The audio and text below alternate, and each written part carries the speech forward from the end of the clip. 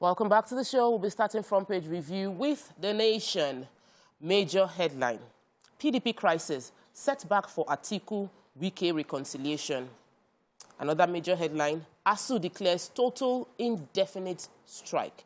State varsities not under obligation to implement federal government agreement with union. Votes for capital project unlikely in budget 2023, says Finance Minister. World Bank excludes Nigeria from $315 million food security cash. Court declines government's request to extradite Abba Kyari to the U.S. I am here for higher calling, says Tinubu. Gas-powered buses for use on Marina Aja-Ekpe routes. Ifa, not Oyomesi, will pick new Alaafin, and Shekarau returns to PDP. So what are we starting with? ASU striking? Yes, sadly. So ASU at the NEC meeting, an emergency NEC meeting yesterday, that's the National Executive Council of ASU, they've resolved that this rollover strike is not effective, so they've declared it indefinite. And they've gone on that strike because they said that these issues have been unresolved. They also expressed appreciation to Nigerians for intervening and doing as much as they can to help talk with decision makers. But according to them, the strike has to happen. And now we're seeing state universities that are in solidarity with them on the strike having to now meet to decide whether to continue, because those schools are funded differently, or to stop the strike, call off their own strike and resume activities in school. Negotiate with their own state governors. Do you know what is so sad? You know, the children, our students or our Nigerian students that are in Ukraine, they've been asked to come to apply to Nigerian universities. And then they are on strike. Nigerian universities on indefinite strike. So if states... Because I remember if states are to pull out, which is the right thing, because the students pay fees there, they pay different kind of fees, they're funded differently by state governments. They can have the alternative of state universities, but then maybe the private ones, sadly. Let me take a good story for the environment. So the Lagos Metropolitan Area Transport Authority, that's LAMATA, has announced that they are going to begin the pilot phase of what they call the compressed natural gas buses for passenger operations. So this compressed natural gas, they say first it burns, cleans, and reduces carbon monoxide by about 80% when compared to traditional petrol and diesel. And then these vehicles run much quieter than gasoline and diesel vehicles, and also result in less noise pollution. And this is also just in the ply. Yes, we're talking about cleaning the environment and air pollution, which I took yesterday, talking about large numbers, about 30,000 people that died in 2021 just as a result of the emissions in our air. So this is a good, I'm really happy about this. And they said that they started with 10 buses in a few, as subsequently it will increase to about 100 high-capacity buses. Of course, the fare card to use for these buses would be the Cowrie card. And yeah, it's good. Well done, Lagos State. Okay, so quickly on the... So what's going on with Alaafin? Well, the regent, that's the person that is holding forth now, and the Basharu of Oyo, High Chief Akiade Yusuf Ayola Layinka I, has said that, contrary to all the mischief that we're reading everywhere, that, the Oyomesi will choose the next Alaafin, only Ifa, the oracle, and not the member of the... Oyomesi is the Oyo Traditional Council. That's, not them, but the Ifa oracle will choose the next Alaafin, just to clear any doubts on that issue. So, Nigerian economy is worrying. The Minister for Finance, Budget and National Planning, Minister Hajia Zainab Ahmed, said that it's very unlikely that there will be any votes that's budget going to capital projects next year. That is, they won't be getting new roads. They won't be funding those kind of completing roads that are already under construction. Completing because they don't have the funds. I thought the funds for those ones are out. No, it's funded each year. So they fund this year's cycle, and then next year's cycle we might not be getting continuation in terms of capital projects, because they said votes are unlikely as it is without putting any funds into capital projects. just from paying subsidy, we are going to be spending an estimate of 6.7 trillion naira. And the regular recurrent, we are going to be having a deficit of about 11.3 to 12 trillion naira. That means we'll be spending money that we don't have. Essentially, the government needs to revisit this desire to continue with subsidy temporarily because it just isn't sustainable. Moving on to the Punch. Major headline. That's it. 19.7 trillion budget proposal with a 12 trillion naira deficit worries federal government. Our debts may hit 54 trillion naira. Revenue shortfall to hamper capital projects funding. Federal government says insecurity threatens FDIs. So, I mean, that's foreign direct investments are not coming in because of insecurity. In other news, explosion rocks near RCCG campground. Injures 2, raises trucks. ASU declares indefinite strike, plans increased media engagement. 6 out of 10 doctors leaving Nigeria. The National Association of Registered Doctors laments. Wike vows to name candidates planning looting. Work for Atiku's victory. Shekarau urges his supporters. Court stops Kyari's U.S. extradition. Police plan fresh screening for protesting constable. Man arrested for stealing 15-year-old child in Lagos. Generator fumes allegedly kills Enugu groom wedding guest. Really sad story. Who has that story? I have the story of the wedding guest. So this is in Enugu State. The area is a community, they say, Akutara village, Adani community in Uzo, Wani local government area of the state. So there was a wedding party, they all had fun at the venue, and then they moved on from the venue to the residence where this sad event happened. And overnight, you know, it's alleged by eyewitnesses that there's a generator that they kept on the veranda, which obviously is close to the windows where they were all sleeping. And they believe that they may have inhaled the fumes that came out of the generator. Yes, unfortunately, the groom passed, and there are 8 other people in hospital as of right now. Wow, such a sad story. We keep talking about these things. We need to be conscious of the air we're breathing in. Some are so used to breathing carbon monoxide, they don't even understand when it is consistent over a long period of time. This kills people. We need to be careful with generators. We'll take a quick break. When we return, we continue with Front Page Review. Please stay with us. We'll be right back. Thanks for staying with us. So we're still reviewing the front pages of the newspapers, and we're in the Punch. Nima, want to take the story about the explosion. Was reported online as redemption camp, but thank God the name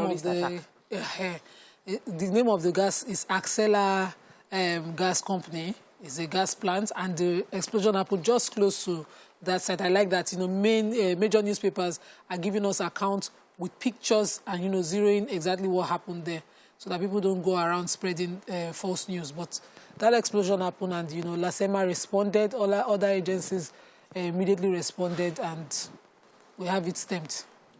So, we'll keep on reiterating these stories. We must not get tired, because it seems some of our leaders have gotten so used to hearing us saying it, we will not stop saying it. 6 out of 10 doctors are leaving Nigeria. Thank God.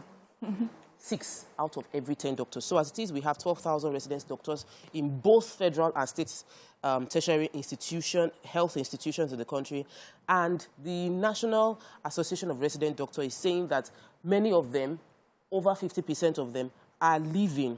The NMA president, Dr. Uche Ujima, in an interview said, from 1960 till date, the medical and dental in Nigeria has released over 80,000 doctors in Nigeria, and some of them, very few of them, are practicing within Nigeria. About 20 to 25,000 are practicing outside Nigeria. We have a responsibility, and leaders must sit up on this thing. The only reason people are leaving is because things are not working for them here. And if you provide that enabling environment, people would stay. Do you have another story to take here? Wike. Oh, yeah. Governor Wike was just saying that to Nigerians, he was at the event of commencement of the construction of internal roads at, in Obio, Akwa local government area of the state.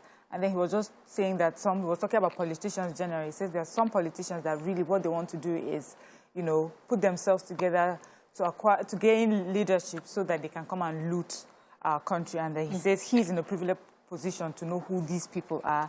And in due time, he will let, I guess, his people of Rivers State, know who these people are so that they can be careful as to how they cast their votes and what they do. But he knows these people. For me, it's stop telling us what you know and in due time. Just tell us who they are and why, and then let us hear them defend themselves. Because because it just looks like it's a political game. You're waiting until the iron is hot and then you drop it. They won't drop it eventually. He's bargaining with his opponent. So whoever has any skeleton will say, you're my party now. And they will come and resolve. So stop playing on our intelligence, please. If you know, say. If you don't know, if you don't want to say, keep quiet. Let's move on to Daily Sun, starting with the major headlines. Still in the news, Wike, the governor of Rivers State, Makinde Ikpeazu Otom, may lose out in PDP. Party hotheads consider pulling rugs off the governor's feet, ready to move on without Rivers governor allies. I'll expose looters. We've taken that story. Okada operators protest restriction. They cause gridlock in Ikeja. Again, as to extend strike, we've taken that. Court rejects federal government's request to extradite Abakiari. We haven't taken that story. Federal government unsure of capital projects. We've taken that. PDP strength swells in Kano as Shekarau supporters join party. Heavy cash movements threaten Nigeria. That's from EFCC. Court bars Buhari, NBC from shutting down 53 broadcast stations. Obi replies Tinubu over comparison others. And IGP condemns attacks on policemen, others prosecution of offenders. So IG condemns attack on policemen and he orders prosecution of offenders. Let's start with that story. Okay, so the IG of police has directed all police commands and all formation to ensure that individuals who are in the habit of engaging in assaulting police officers in uniform are immediately, no matter what preceded that, attack, are made to face the full wrath of the law. So he says that they should be prosecuted, and he has condemned it totally. I totally agree with the IG on this one, because it really doesn't make sense to me. In the days where we can now make videos and all of that, you see videos being made of Nigerians beating up, and, we're dragging them by their uniform. You shouldn't do that. It's as much as we call out police officers for police brutality, we must call out the Nigerians also for brutalizing police officers as well, because you feel more powerful and you see the police officer is a smallish statured person, you start beating up the person. It happened to me in the airport, and you beat up, the man just came to say, don't destroy properties, and the next day started punching the guy in the hospital. What? Need to do because of his legitimate duties. And imagine a crime happened there, you would need his help. Exactly. Other stories? Yes, other stories. So the Justice Akintayo Aluko of the Federal High Court of Lagos has stopped the federal government and NBC from revoking the licenses of 53 broadcast stations. I took this story last week, and these stations are said to have failed to renew their licenses or pay for the renewal of their licenses. So SERAP and NGE, that's Nigerian Guild of Editors, approached the courts, and the courts for them, they say that the court should, declare that what the federal government and NBC is planning on doing is illegal, and it violates the freedom of expression. Anyway, the courts have listened to them, but they've just adjourned the time that they would sit in court to discuss it till September 8th. I think that's the new date. So we'll see how this goes. But I know that on the side of SERAP and NLC also said something, and their stance is, business has been tough, pandemic has affected a lot of businesses, and so instead of shutting these broadcast stations down, instead we should be aware of our present and current economic trials. So, against the 2023 polls, EFCC is raising alarm, saying that there's a lot of money laundering going on. People are moving money in preparation for vote buying during the election, and he said that the spokesperson, the secretary for the commission, George Ekpugun, has raised this alarm. It got an MOU signed between EFCC and the NYSC. We remember that most of the ad hoc staff for the election might be NYSC officials, and he's saying that everybody must be involved. He received the Inter-Party Advisory Council last week, and he said he had a conversation with all the party members that a lot must be done to prevent vote buying, reduce vote buying, and that any sort of money laundering through cash disbursement will be penalized. Says we are not politicians, but we will continue to ensure that we work with the NYSC to ensure that there is credible election. With due respect to security officials, sometimes you don't see them. They can't be everywhere. So the NYSC is likely going to be everywhere during the elections, and the EFCC is going to partner with them in an MOU to ensure that they are able to be the eyes of EFCC on Ghana. When you see NYSC, you are seeing EFCC. Every NYSC official will be an EFCC ear on ground. I think that's a good move to increase the reach of the EFCC as an agency to get more information and prevent... Right. Yeah, fantastic, but then protect the NYSC. True, stuff. That's another one. Moving on to Nigerian Tribune, major headline. As the ASU extends strike, eminent Nigerians Pandef Afenifere YCE prefer ways to end the impasse. The court stops NBC. We've taken the story. Federal government released 6.25 billion for establishment of cattle ranches in Katsina. Katsina, I wish I took that story. Over 40 million Nigerians yet to receive COVID-19 vaccines. Explosion, we're taking that story. Okada riders protest in Lagos. Federal government reveals the challenges with 2023 budget. I'll expose politicians for taking that. Or your threatens. Is there any story in Tribune that we haven't taken? I think we should move on to Vanguard. Yes, please. Let's move on to Vanguard quickly. Major headline in the Vanguard. Obasanjo's presence at Wike Obi's London talks rattles Tinubu's camp. In other news, why are defected to PDP? That's from Shekarau. Whereabouts of 14,000 children in Nigeria unknown. That's from ICRC. Insecurity, citizens' wrong perception dampens morale of military. That's from the CDC. Let's take the story of the ICRC? Yes. So the International Committee of the Red Cross, marking the International Day for the Disappeared in Abuja yesterday, said that 14,000 children in Nigeria, their whereabouts are unknown. They were reported missing, but till date, never found, and nobody can ascertain where they are completely. And these are based on facts and research by the ICRC. Said in Nigeria alone, over 25,000 people have been reported missing. Almost 14,000 or more than half of the missing are children. And we know that these figures include adults, but it's more alarming that the figures show that they are children. Also, the figures do a spread of. Or the research did a spread of how the regions are affected. But I would not like to take that in the paper. I would just like to say that more should be done. And then we should start to do communal, protection of children. This belief of my children and myself alone is what is killing most of us. If you live in a community, let your neighbor know you. Let your neighbor know your child. It's a simple, no matter how high your fence is, know the next door neighbor. So when you see a child walking alone, I have this terrible habit, and it's called busybody. On my street, if I see a child walking alone, if the mother let her be down and be seeing that child, I'll keep that child in my shop till you come and carry your child. That's good, because there's a story I missed to take in the Punch, and I think it would sort of help with this story as well. So a man has been arrested for stealing a 15-year-old child in the Lagos-Ibadan area, actually. They said that this 22-year-old man, Ayomide Fayemi, had lured this 15-year-old boy away from his mother's shop, took him to an unknown destination, and dispossessed him of the ITEL phone he had on him. Luckily, a person in the community, a neighbor, just saw something and raised an alarm.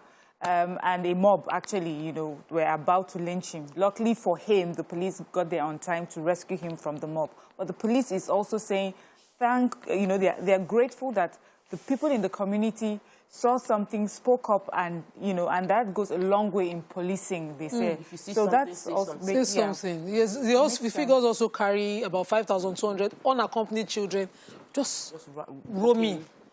Yeah. It's not. We need to get more civil NGOs empowered to take up the responsibility of adopting those children off the streets. I want to take the story of Okada ban. You know, we've discussed it extensively here on the show that they are extending the Okada ban to 4 more local governments. Now the Okada riders that will be affected went on a peaceful protest to the governor's office at Lagos State, at the State Assembly House, and the spokesperson, whose name his name is Adeboyega, is the Zone S chairman of Okada riders in charge of chauffeur Comrade Adeleke Adeboyega, a.k.a. Big Boss. He came and he said that this new ban will affect about 20,000 Okada riders who have minimum of 10 family members depending on them, and that this move, they are pleading, I read it over and over again, it was a plea that please don't extend this ban because it will affect too many people whose livelihoods and their families depend on the source of income they come from them. The part I did not understand, though, is that he said people will resort to crime. Why? Why would people lose their job and resort to crime if they are not already criminals? Maybe he's talking about opportunities for work, because I legal feel work, and if you are not a criminal, you will not resort to crime. You will find another. God forbid the hardship. I think he's making a point. So let's get them engaged otherwise. So your government is displacing them. Since the government now has the number of people that are being affected, let them engage them to get them something else to do. That's the point. So that we don't get them resorting to crime. But I'm happy they had a peaceful protest and we didn't just have a mob action. Yes. You don't worry about the headline in Vanguard. We have come to the end too. You know, we have come to the end. That's all we can take of front page review for today. When we return, there's a story. We started the story yesterday, but we found out that what we took yesterday was just a tip of the iceberg. Something worse even happened in another state entirely, and we'll be digging deep into the story today. So stay with us. We'll be right back.